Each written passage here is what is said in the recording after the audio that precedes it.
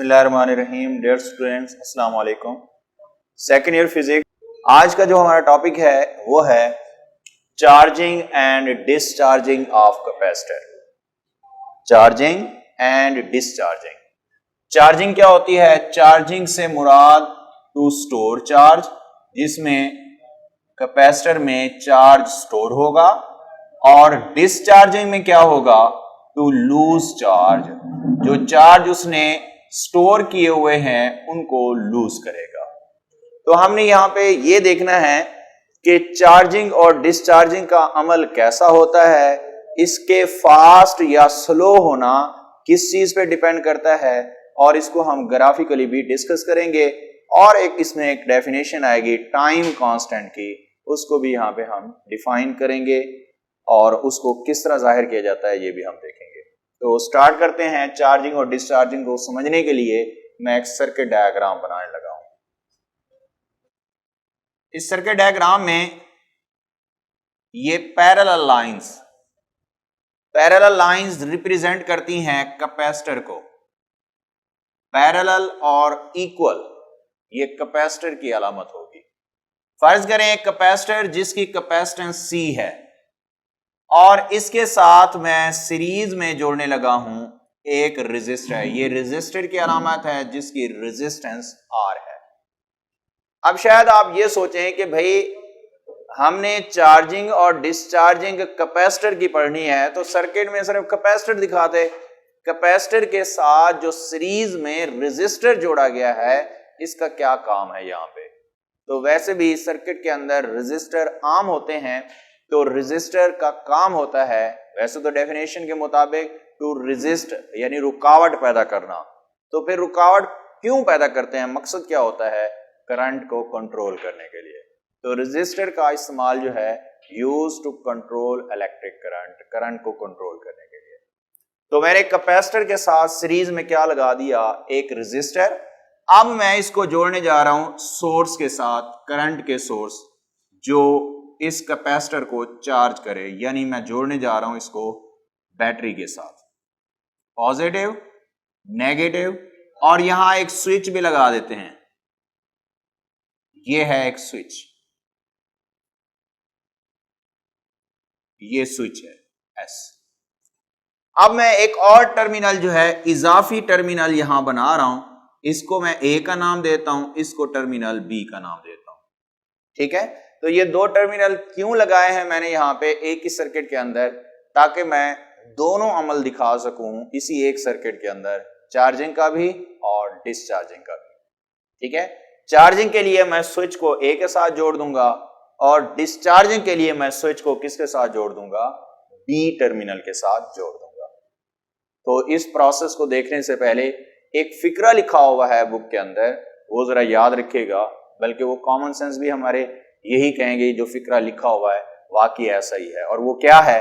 वो ये है कि जो चार्जिंग और डिस्चार्जिंग का प्रोसेस होता है ये एब्रप्ट नहीं होता। यानी ऐसा नहीं है कि आपने सोर्स के साथ जोड़ा और कैपेसिटर फुली चार्ज हो गया एकदम से, ऐसा नहीं होता, बल्कि ग्रेजुअली होता है। यानी आहिस्ता आहिस्ता जो है टाइम के साथ ये चार्ज होता रहता है, और एक वक्त ऐसा आता है जब ये फुली चार्ज या फुली डिस्चार्ज हो जाता है।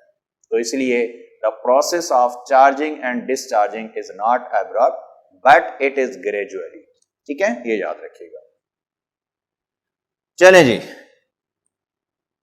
अब मैं चार्जिंग के अमल को दिखाने के लिए स्विच को टर्मिनल A के साथ जोड़ देता हूं। जैसे ही स्विच को टर्मिनल A के साथ जोड़ेंगे सर्किट क्लोज हो जाएगा, सर्किट कंप्लीट हो जाएगा, तो करंट का फ्लो शुरू हो जाएगा। आप देखें जरा, ये सर्किट कैपेसिटर, रेजिस्टर और बैटरी ये आपस में जुड़ गए हैं। अगर जुड़ गए हैं तो यहां से करंट का फ्लो होगा और कैपेसिटर पे पहुंचेगा, और कैपेसिटर चार्ज को स्टोर करना शुरू कर देगा। कैपेसिटर की इस प्लेट पर हम पहले भी पढ़ चुके हैं, पॉजिटिव चार्ज आना शुरू हो जाएंगे क्योंकि पॉजिटिव टर्मिनल से जुड़ी हुई है, और दूसरी प्लेट जो नेगेटिव के साथ जुड़ी हुई है उस पे नेगेटिव चार्ज आना शुरू हो जाएंगे। इसी तरह इस प्लेट पर सारे पॉजिटिव चार्ज और दूसरी प्लेट पर उतने ही नेगेटिव चार्ज। और फाइनली ये क्या हो जाएगा, फुली चार्ज हो जाएगा। अब इस अमल को मैं ग्राफिकली दिखाने जा रहा हूं। हाँ जी, ग्राफ देखिए,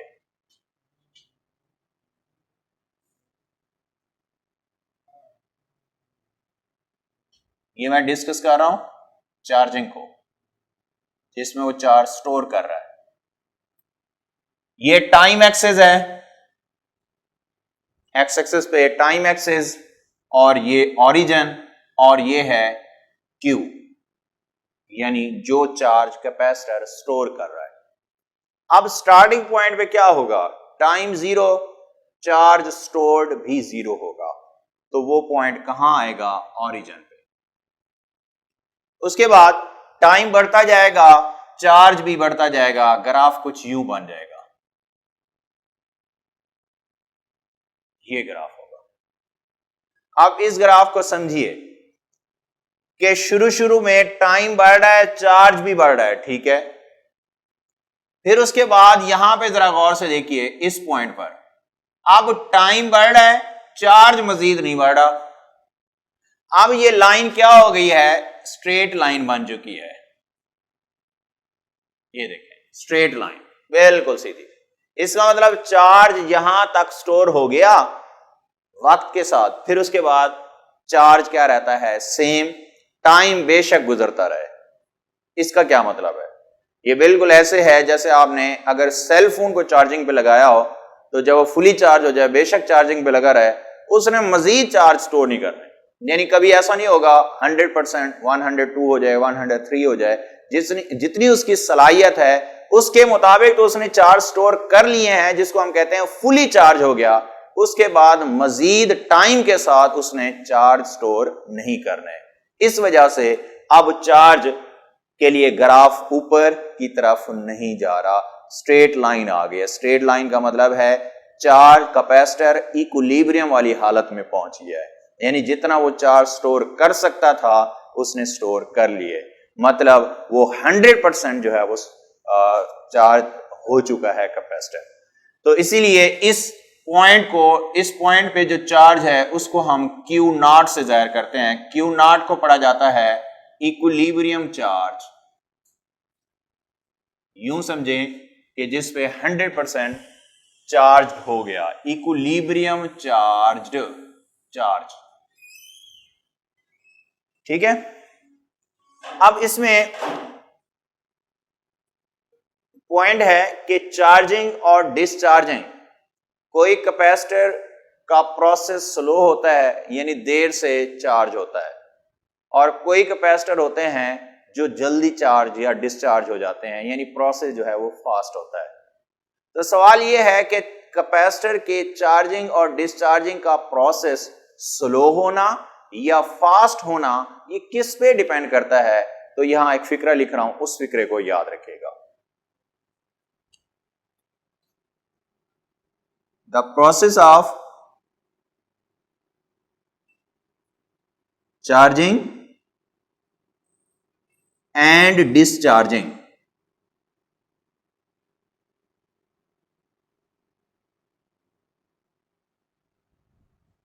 is fast or slow depends upon the value of product of resistance and capacitance, that is RC। तो कैपेसिटर का चार्ज या डिस्चार्ज करने का अमल ये डिपेंड करता है कि कितना स्लो या फास्ट होगा, डिपेंड करता है आरसी पर, यानी रेजिस्टर और कैपेसिटर के प्रोडक्ट पर। क्योंकि रेजिस्टर और कैपेसिटर का प्रोडक्ट जो है ये डायमेंशनली टाइम के बराबर आता है, और इसे क्या नाम दिया जाता है, टाइम कांस्टेंट। अब कॉमन सेंस है,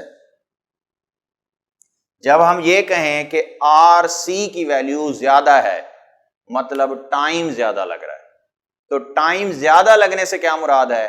process is slow.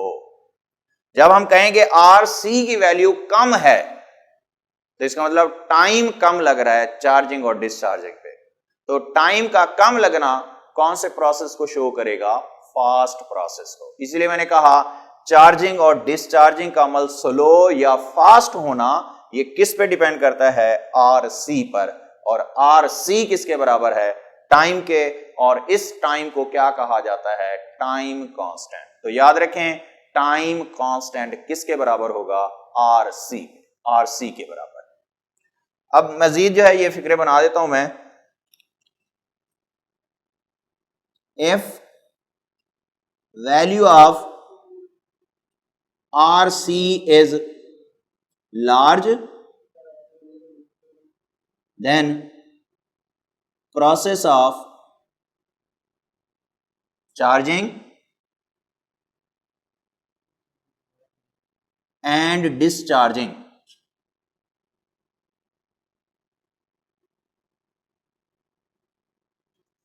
Is slow. जो भी बात बताई है कि आर सी की वैल्यू अगर ज्यादा है तो प्रोसेस चार्जिंग और डिस्चार्जिंग का स्लो प्रोसेस होगा। ये मैं ग्राफिकली भी समझाता हूं आपको कि वाकई स्लो प्रोसेस होगा।